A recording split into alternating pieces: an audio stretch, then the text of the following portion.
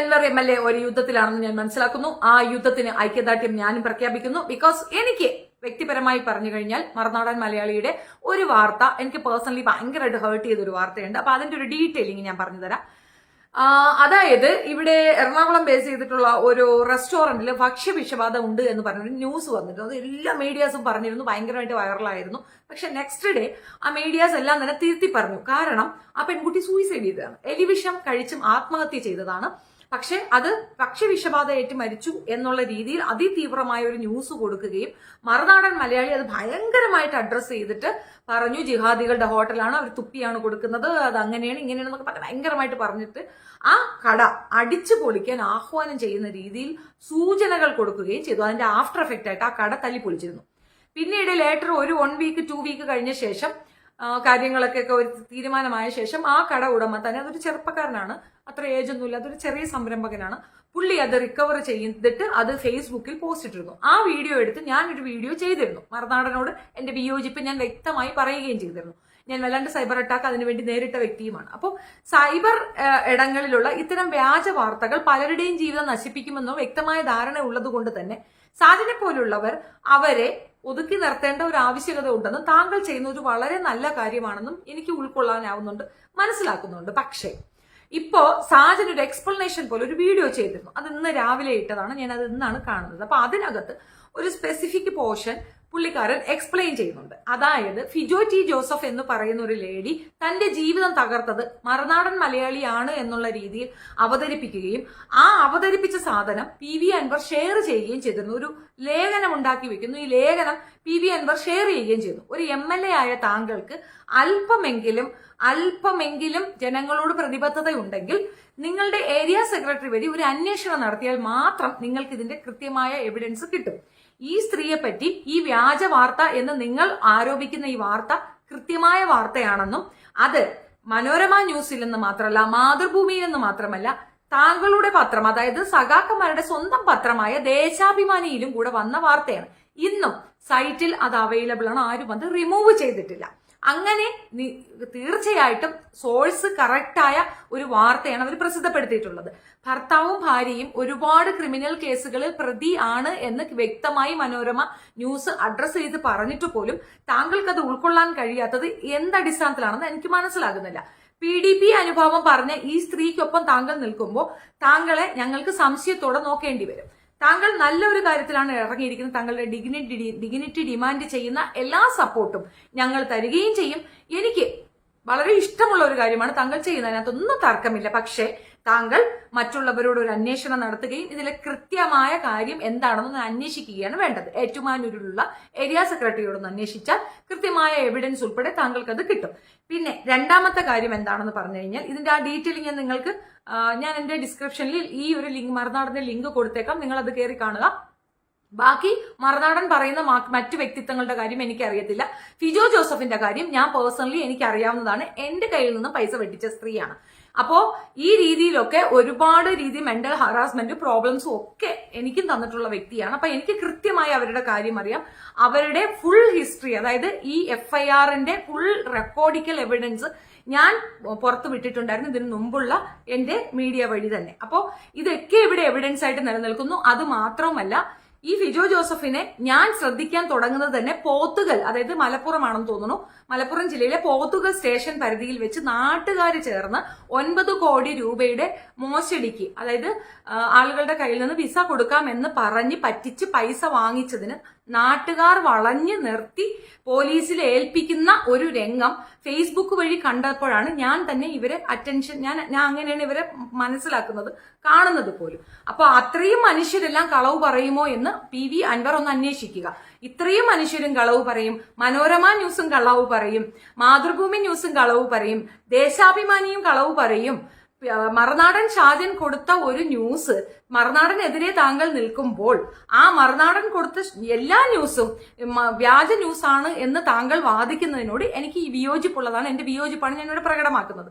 അതിൽ ഈ ഒരു കേസ് അപ്പം ഒരുപാട് പേരുടെ കാര്യം ഇവർ പറയുന്നുണ്ട്. ആ വീഡിയോ നമുക്കൊന്ന് കേൾക്കാം. അടുത്തത് മറുനാടൻ ജീവിതം തകർത്തു എന്ന് പറയപ്പെടുന്ന വ്യക്തികളുടെ പട്ടികയിൽ വരുന്നത് ഫിജോ ടി ജോസഫ് എന്ന വ്യക്തിയാണ്. ഇവർ ഒരു മാധ്യമ പ്രവർത്തകയായിരുന്നു. മുൻപ് ഏതൊക്കെയോ മാധ്യമങ്ങളിൽ ജോലി ചെയ്തിട്ടുണ്ട്. ഇവരുടെ ജീവിതവും ഇവരുടെ കുട്ടികളുടെ ഭാവിയും ഒക്കെ മറുനാടൻ തകർത്തു എന്നാണ് ഇവർ ആരോപിക്കുന്നത്. ഇവരെ പിന്തുണയ്ക്കുന്ന ഈ ജനപ്രതിനിധിയും ഇത് തന്നെയാണ് പറയുന്നത്. എന്താണ് സംഭവം? മറുനാടൻ മലയാളി ഇവരുടെ ജീവിതം തകർത്തു, ഇവർക്കെതിരെ വാർത്ത കൊടുത്തു എന്ന് പറയുന്നു.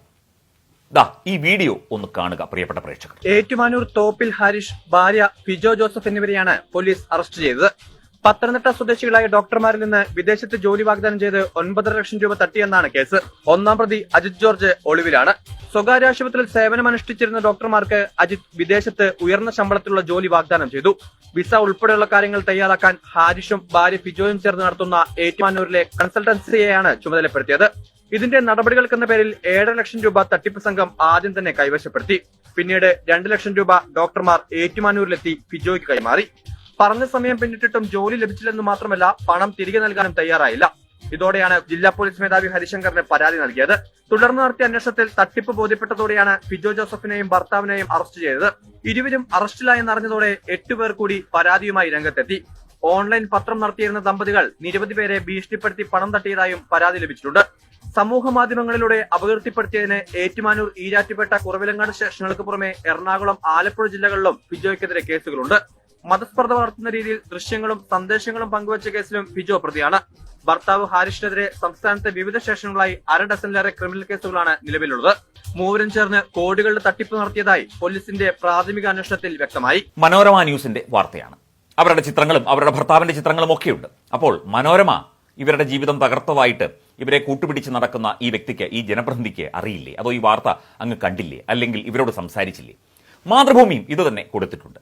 നമ്മളും അതേ ചെയ്തുള്ളൂ. മാതൃഭൂമിയുടെയും മനോരമയുടെയും ഒന്നും റീച്ചും ആ ഒരു വലിയ സന്നാഹങ്ങളൊന്നും ഞങ്ങൾക്കില്ല. ഞങ്ങൾ സാധാരണയായി പ്രവർത്തിക്കുന്ന ഒരു ഓൺലൈൻ മാധ്യമമാണ്. അപ്പോൾ ഞങ്ങൾക്ക് ആ വാർത്ത കൊടുക്കാനുള്ള അവകാശമില്ലേ? മാത്രമല്ല, ഇവർ ഇനിയും തട്ടിപ്പ് നടത്തിയാൽ, ഇത് പോലീസ് എഫ്ഐആർ ഇട്ടാൽ, നിയമ സംവിധാനത്തിന് കീഴിലേക്ക് അത് വന്നാൽ ഞങ്ങൾ ഇനിയും വാർത്തകൾ കൊടുക്കും. തീർച്ചയായിട്ടും കൊടുക്കും. കാരണം തട്ടിപ്പുകാരെയും വെട്ടിപ്പുകാരെയും ഒക്കെ തുറന്നു കാട്ടേണ്ടത്, ജനങ്ങളുടെ ഒപ്പം നിൽക്കേണ്ടത് ഞങ്ങളുടെ ധർമ്മമാണ്, ഞങ്ങളുടെ ഉത്തരവാദിത്വമാണ് എന്നുള്ള കാര്യം ഈ ഫിജോ ടി ജോസഫും അവർക്കൊപ്പം നിൽക്കുന്നവരും അവരെ ഇതിലേക്ക് വലിച്ചിഴച്ച അല്ലെങ്കിൽ അവരെ ഇതിലേക്ക് കൊണ്ടുവന്ന ജനപ്രതിനിധിയും ഒന്ന് ഓർത്താൽ നന്നായിരിക്കും. അടുത്തത്, ഞങ്ങൾ വ്യാജ വാർത്ത നൽകി എന്ന് പറയുന്നത്, അല്ലെങ്കിൽ ആ ഒരു പട്ടികയിലേക്ക് നമ്മുടെ പ്രിയപ്പെട്ട MLA കൊണ്ടുവരുന്നത് സീമ സജി എന്ന വ്യക്തിയാണ്.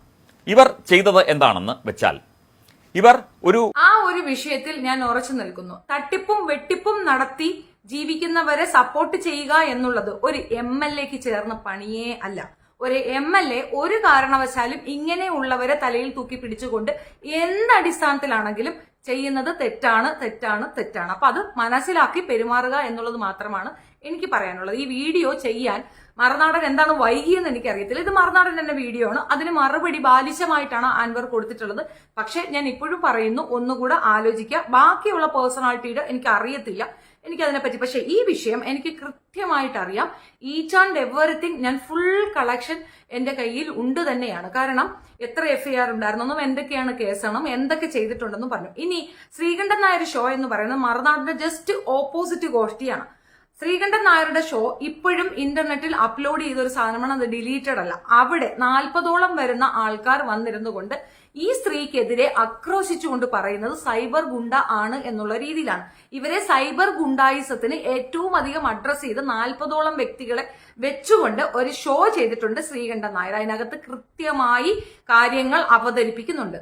PV അൻവർ MLA അതൊന്ന് കണ്ടു നോക്കുക. അതിൽ നിന്ന് തന്നെ കാര്യം മനസ്സിലാവും. ഗുണ്ട ആക്രമണവും സൈബർ ഗുണ്ടായിസവും ഇതുപോലുള്ള ആക്രമണങ്ങളും ഒക്കെ തുടങ്ങുന്ന സമയത്ത് തന്നെ ഈ ഫീൽഡിൽ ആക്റ്റീവായിരുന്ന ആളാണ് ഈ പറയുന്ന പ്രസ്തുത മേഡം.